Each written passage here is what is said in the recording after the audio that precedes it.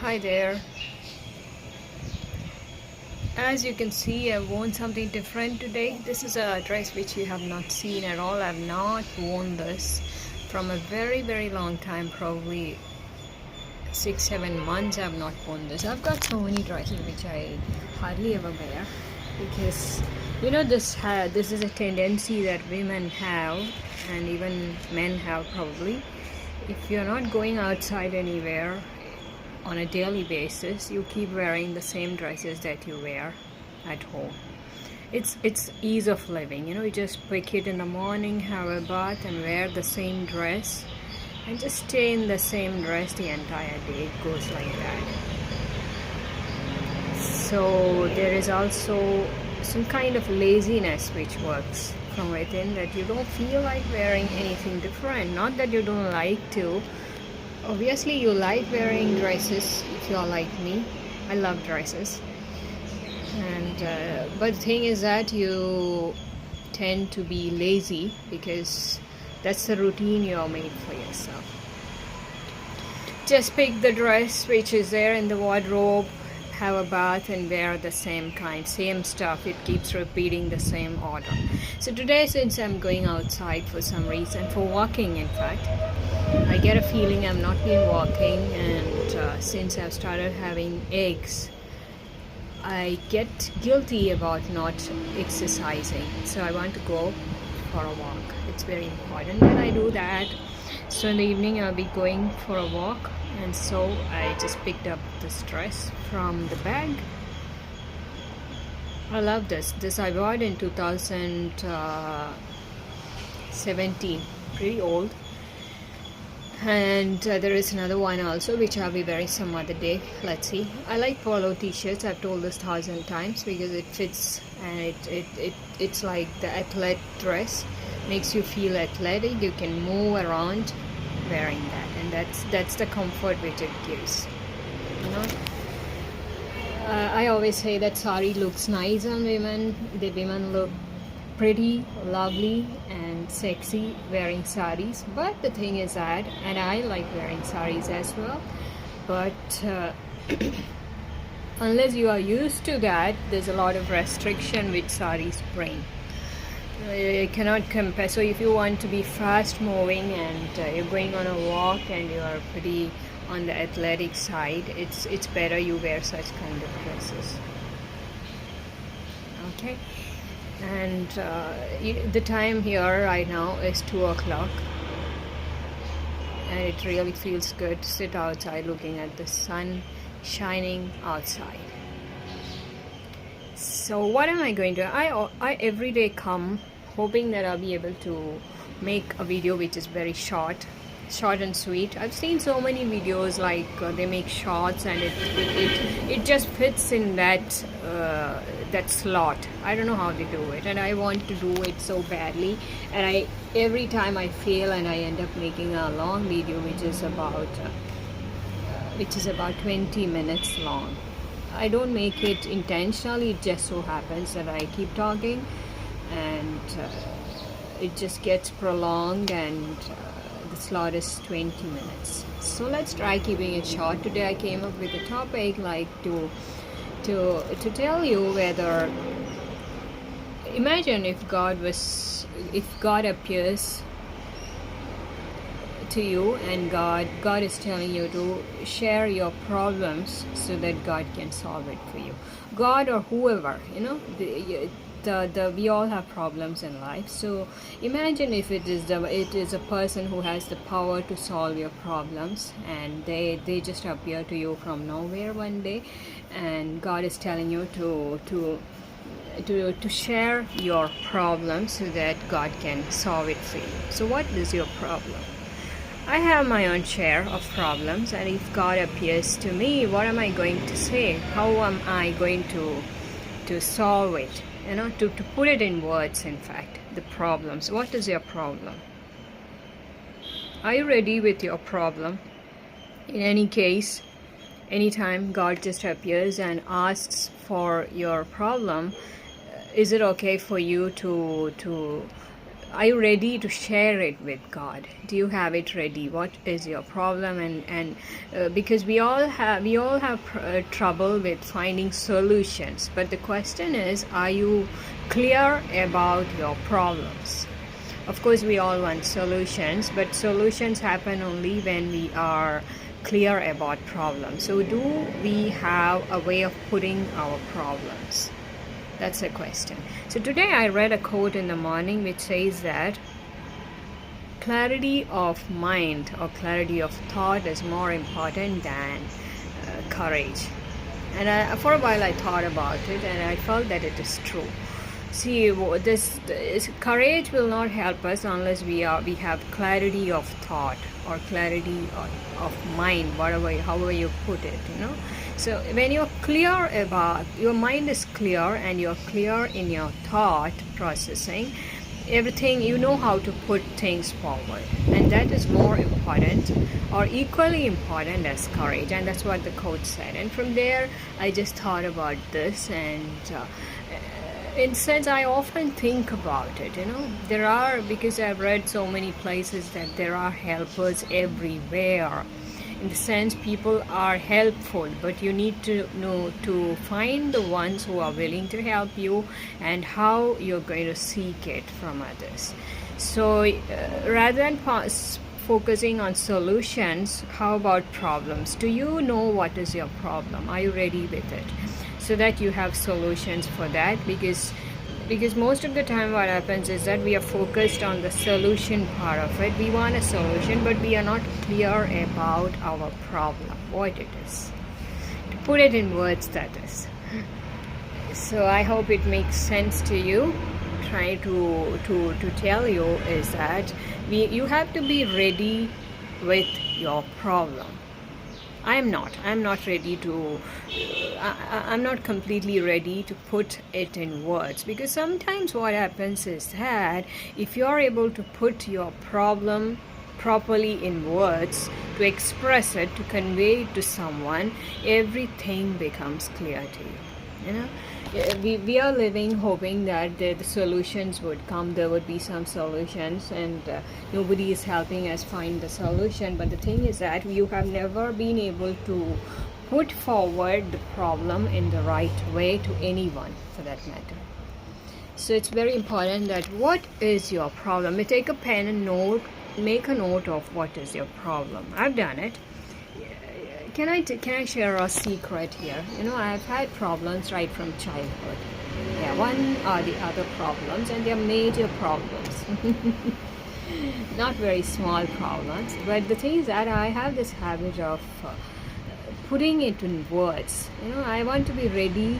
I want to tell myself what is the problem, because you know I usually write to make myself understand better. When I write something and I read through what I've written it, so in the process of writing it and then reading through it, I understand things better, including your problem. So if I have a problem, what I usually do is I just write it down. First I reflect on it and put it in a shape that this is my problem, and now let me just put it in words and write it down. And when I write it, it becomes a lot clearer to me that what exactly is my problem.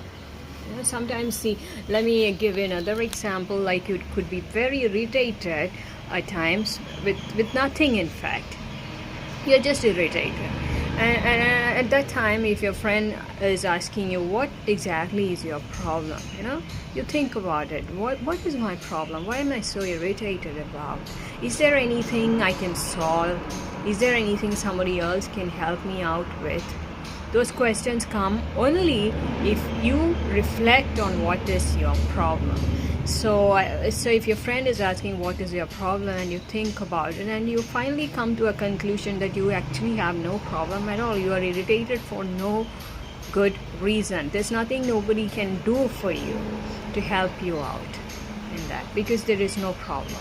Probably you just wanted to go outside, have a walk, or something is there. Sometimes very little things trouble us and we don't know what it is. So that's the reason I just said that it is very important. Because we take help from them, it has never been solved at all. And more than that, that is a secondary part. The primary part is that when you are able to put into words what your problem is, what happens is that you get a kind of clarity, like what exactly is troubling you, and that is of great value, I'm telling you. So if you have any problem, just sit and think about it and put it in words. How big it can be, your problem, or how lengthy it can be.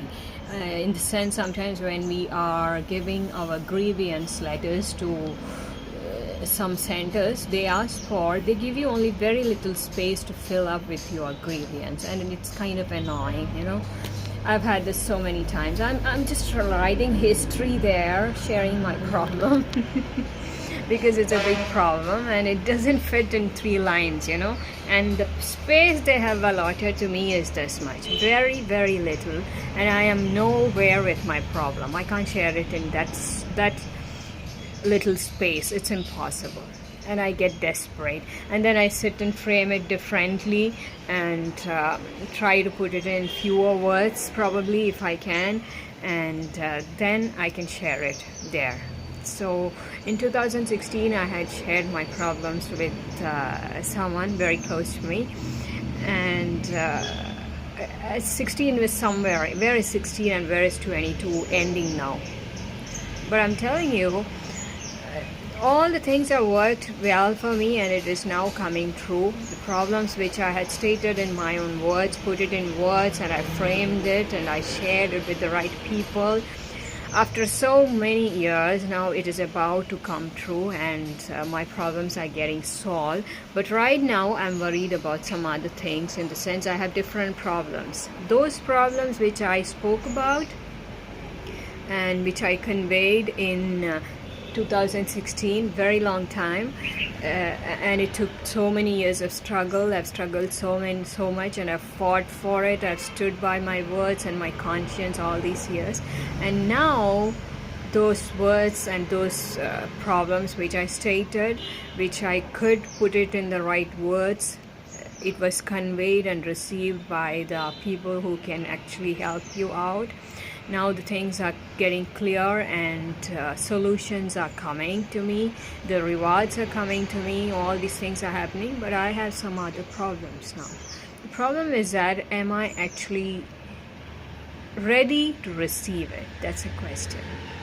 So it's something about my personal life, and I have to do it. There's nobody else to help me out in that. Sometimes your problems are within you, and you are the one to decide how we are going to deal about it. Some decisions, some of your problems are very personal. They have solutions which lies within you. You have to decide on it, what you're going to do about it. For that, you just have to sit alone and discuss, or get in touch with your conscience and actually evaluate life. But one thing I can always tell you, whatever decisions that you take in your life, let it be honest, in the sense it has to be coming from your conscience, and has to do with your soul. It's very important, because in the long-term life, that is what matters. Everything else can be handled, but if you're not honest with you, and if you are making decisions based on many other aspects, it's not going to help us in the long run, especially after 40.